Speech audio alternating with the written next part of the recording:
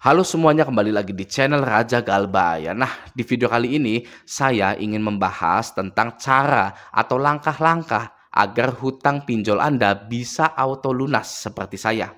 Ya, bagi Anda yang belum tahu tentang saya atau baru mengikuti channel ini, ya, saya itu galbay di 30 aplikasi. Ya, dan hutang pinjol saya itu 30-30-nya itu auto lunas gitu ya. Nah, sekarang saya akan menginfokan cara-caranya atau langkah-langkahnya agar pinjol Anda bisa auto lunas. Oke. Nah, ada satu hal yang tidak pernah disadari oleh para konsumen pinjol tentang pinjaman online tersebut. Ya, layaknya pedagang atau bisnis besar sekalipun, keberlangsungan dari perusahaan tersebut adalah dari produknya dan konsumennya. Ya, bukan para investornya, bukan dari para karyawan di bagian sales dan marketingnya, gitu loh ya. Tapi ada di produknya dan di konsumennya. Ya, ketika sebuah perusahaan memiliki produk yang sangat dibutuhkan masyarakat, maka produk tersebut akan laris manis di pasaran. Ya. Namun, apa jadinya jika ada sebuah produk yang dibutuhkan masyarakat, tapi secara tidak langsung produk tersebut membunuh para konsumennya juga? Ya, bagaimana kalau seperti itu? Nah, alhasil produk dan perusahaan tersebut memiliki citra negatif di mata masyarakat. Ya, sehingga bisa menurunkan pamor atau reputasi dari perusahaan tersebut yang berimbas tidak adanya investor yang akan memberi modal, dan juga dari sisi konsumennya produk tersebut tidak akan laku lagi di pasaran. Ya. Nah, dalam hal ini pinjol gitu ya. Pinjol ini memiliki produk yang sangat dibutuhkan masyarakat gitu loh ya, yaitu uang gitu kan. Namun produk tersebut secara tidak langsung membunuh para konsumennya. Ya, arti membunuh di sini bisa secara harfiah maupun kiasan saja. Ya, karena faktanya ada yang mengakhiri hidupnya karena pinjol. Oke, sekarang apakah masyarakat ini hanya diam saja atau melakukan sesuatu?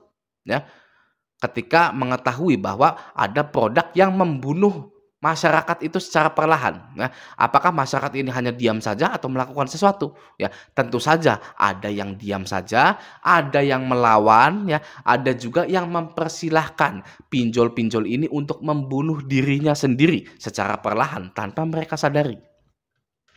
Oke? Lalu, apa jadinya jika masyarakat banyak yang tidak membayar pinjaman online-nya? Nah, ada dua hal yang akan terjadi. Yang pertama, pinjol ini pastinya akan bangkrut.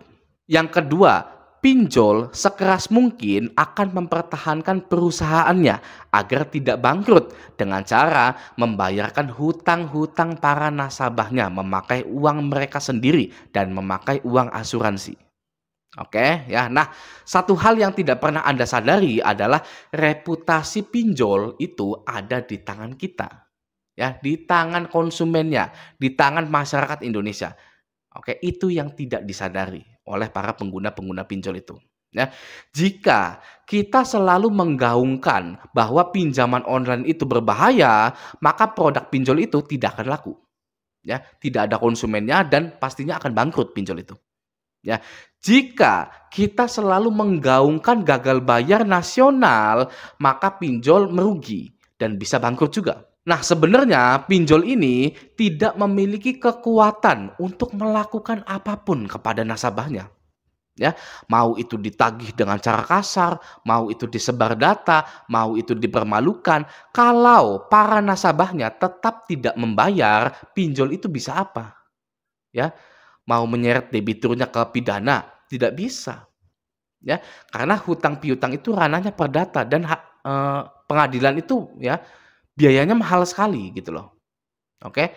Tapi bisa jadi pidana ya kalau karyawan pinjol ini melakukan kekerasan dalam penagihannya dan sudah banyak buktinya, debt kolektor lapangan ya atau DC-DC pinjol itu dipidanakan karena perlakuannya dalam menagih hutang para nasabahnya. Jadi saya harap Anda mempunyai mindset yang benar, oke, bahwa pinjol tidak sekuat yang Anda bayangkan. Ya, pinjol sangat bergantung kepada kita semua. Reputasi pinjol ada di tangan kita. Ya, harusnya kitalah yang maki-maki mereka. ya, bukan mereka yang maki-maki kita. Ya, pinjol itu tidak kuat. Ya, reputasinya ada di tangan masyarakat Indonesia. Ya, jangan dibalik mindsetnya.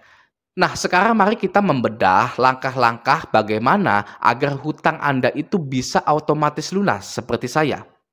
Gitu loh ya. Anda wajib mempraktekkan langkah-langkah yang akan saya sebutkan ini agar hutang Anda otomatis lunas dan pinjol bisa segera bangkrut. Oke ya. Langsung saja yang pertama, jangan pernah merespon penagihan pinjol sama sekali. Ya, terdengar klise, tapi begini, ya akan saya bedah. Ya, kenapa kita jangan pernah merespon penagihan pinjol sama sekali?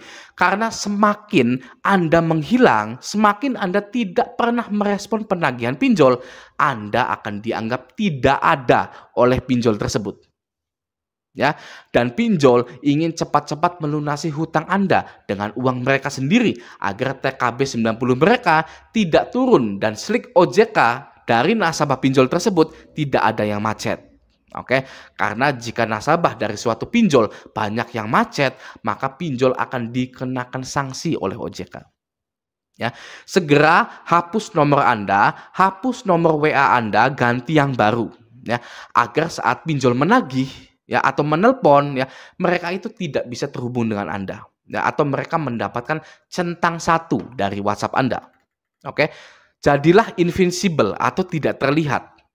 Ya, kalau Anda masih membalas, mereka akan menganggap Anda masih visible, masih terlihat. Ya, masih bisa diusahakan dengan cara ditekan, disebar data dan lain-lain. Ya, pinjol mengira Anda masih takut dan mau membayar pinjol itu sehingga hutang Anda tidak segera dilunasi. Ya, karena Anda itu masih bisa diusahakan menurut pinjol itu. Ya, pinjol memprioritaskan nasabah yang tidak kelihatan atau nasabah ini sudah busuk data tagihannya. Ya, untuk segera dilunasi hutang-hutang tersebut. Oke, ibaratnya mari kita adu kuat. Ya, pinjol vs nasabah, adu kuat dengan pertaruhan reputasi pinjol akan turun jika pinjol tidak segera melunasi hutang-hutang para nasabahnya. Nah, gitu ya. Jadi menghilanglah, menjadilah invincible ya agar pinjol ini ya segera menganggap Anda bahwa Anda ini tidak ada ya atau hilang gitu atau menghilang gitu dan pinjol segera melunasi hutang Anda karena takut reputasi atau TKB-nya turun. Oke, itu yang pertama. Yang kedua, jika ada DC lapangan ke rumah atau debt collector lapangan ke rumah ya, sekeras mungkin atau sebisa mungkin jangan pernah ditemui. Ya. Kenapa seperti itu? Kenapa jangan ditemui? Ya karena itu tadi, invincible, tidak terlihat. Ya, jika DC lapangan bertemu dengan Anda, ya, dia akan lapor hasil penagihannya ke kantor, ya. Entah alasannya itu nasabahnya janji bayar, ya, entah itu nasabahnya lagi susah, ya. Kantor pinjol akan menganggap Anda masih bisa diusahakan untuk ditekan agar segera membayar. Ya, jadi kuncinya adalah di laporan dari DC lapangan tersebut. Oke, jika DC lapangan tersebut melaporkan ke kantornya bahwa Anda tidak pernah bisa ditemui, ya ingat ya tidak pernah bisa ditemui, ya, maka segera pinjol itu mempertimbangkan agar hutang Anda segera dilunaskan untuk menyelamatkan TKB mereka. Ya, lalu yang ketiga, jangan pernah lagi membuka aplikasi pinjol yang Anda galbaikan. Ya, karena pinjol akan mengetahui bahwa Anda masih ada di situ. Oke, dalam aplikasi pinjol terdapat histori login para nasabahnya. Ya, DC bisa tahu kapan Anda login, kapan Anda logout. Ya, kapan Anda menguninstall atau menghapus aplikasi tersebut. Pinjol bisa tahu. Ya, jika histori atau catatan login Anda sudah lama sekali di aplikasi pinjol tersebut, maka Anda akan dipertimbangkan lagi sebagai nasabah yang akan dilunasi hutangnya. Oke, ya itu yang ketiga. Yang keempat, berbaik-baiklah kepada kontak darurat atau kondar Anda. Ya, berbaik-baiklah.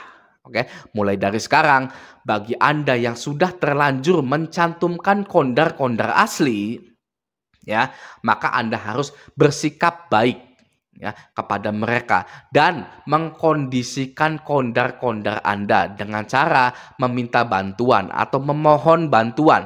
Jika ada yang menanyakan saya tentang hutang pinjol, Kondar itu harus dan wajib menjawab, "Saya tidak kenal dengan yang bersangkutan." Ya, agar DC-DC pinjol ini ya merasa ditipu. Oke, karena Anda mencantumkan kondar asal-asalan. Apapun alasan DC-nya, ya ketika DC itu menghubungi kondar, kondar itu harus tetap ngotot bahwa dia tidak kenal dengan Anda. Nah, selesai seperti itu. Oke? Nah, sekarang kita ke langkah yang kelima, langkah yang paling sulit ya untuk Anda-Anda semua. Oke, apa itu? Menunggu dengan tenang dan profesional. Oke. Jika hutang Anda mau diauto lunaskan seperti saya di Aku Laku, Kredivo, dan Kredit Pintar itu, ya, maka Anda harus melatih diri Anda untuk menjadi manusia yang tenang dan profesional. Ya, ada harga yang harus Anda bayarkan jika hutang Anda itu mau auto lunas. Ya, apa harga itu? Membuang sifat-sifat kekanak-kanakan Anda.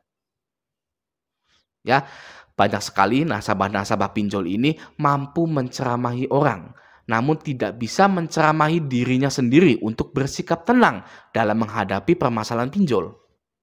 Ya, Anda wajib tenang dalam diam, ya, dan menunggu hingga tiba waktunya hutang Anda otomatis terlunaskan sendiri seperti saya. Gitu loh ya. Jadi yang kelima ya, yang paling sulit menunggu dengan tenang dan profesional. Oke, niscaya hutang Anda akan auto lunas. Sudah saya buktikan. Itulah langkah-langkah yang harus Anda ikuti jika Anda ingin hutang-hutang Anda dilunaskan secara otomatis. Oke, semoga video ini bermanfaat. Sampai jumpa di video selanjutnya.